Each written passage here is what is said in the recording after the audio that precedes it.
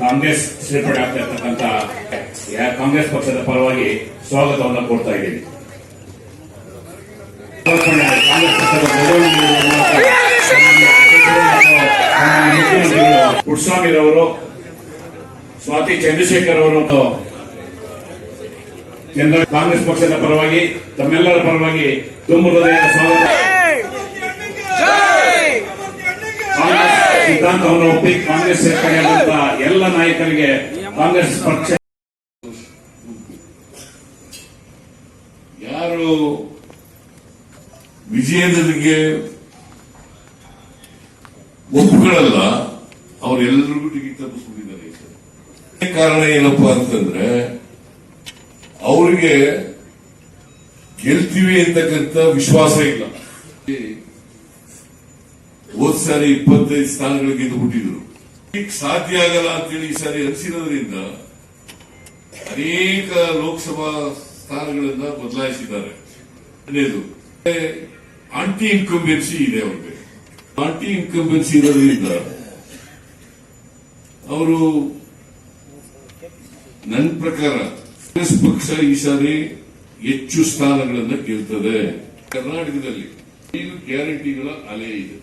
ಅವರಿಗೆ ಕಾಂಗ್ರೆಸ್ ಬಗ್ಗೆ ವಿಶ್ವಾಸ ಬಂದಿದೆ. ಕಾಂಗ್ರೆಸ್ನವರು ನುಡಿದಂತೆ ನಡೀತಾರೆ, ಮಾತನ್ನ ಈಡೇರಿಸ್ತಾರೆ, ಅದು ಕೂಡ ಸುಳ್ಳು ಹೇಳಲ್ಲ. ಆಕ್ಚುಲಿ ಈ ಕಡೆ ಸುಳ್ಳು, ಇನ್ನೊಂದ್ ಕಡೆ ಸತ್ಯ. ಬಿಜೆಪಿಯವರು ಅಂದ್ರೆ ಸುಳ್ಳು ಹೇಳೋರು ಅಂತ. ನರೇಂದ್ರ ಮೋದಿ ಆದಿಯಾಗಿ ಎಲ್ಲರೂ ಸುಳ್ಳು ಹೇಳ್ತಾರೆ.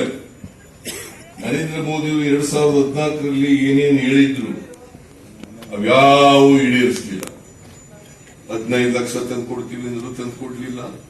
2 ಕೋಟಿ ಆದಾಯ ದುಪ್ಪಟ್ಟು ಮಾಡ್ತೀವಿ ಅಂತಂದ್ರು ಮಾಡಲಿಲ್ಲ. ಒಳ್ಳೆ ದಿನ ಬರ್ತದೆ ಅಂತಂದ್ರು ಬರಲಿಲ್ಲ. ಬೆಲೆ ಏರಿಕೆ ಅಂತೂ ಗಗನ ಮುಟ್ಬಿಡ್ತು.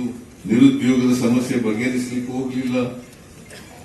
ಹೀಗೆ ನರೇಂದ್ರ ಮೋದಿಯವರು ಯಾವತ್ತೂ ಕೂಡ ಜನರ ಸಮಸ್ಯೆಗಳನ್ನ ಪ್ರಸ್ತಾಪ ಮಾಡಿ ಅವರಿಗೆ ಪರಿಹಾರ ಏನು ಅನ್ನೋದ್ರ ಬಗ್ಗೆ ಇವತ್ತಿನವರೆಗೆ ಎಲ್ಲೂ ಕೂಡ ಮಾತಾಡಿಲ್ಲ.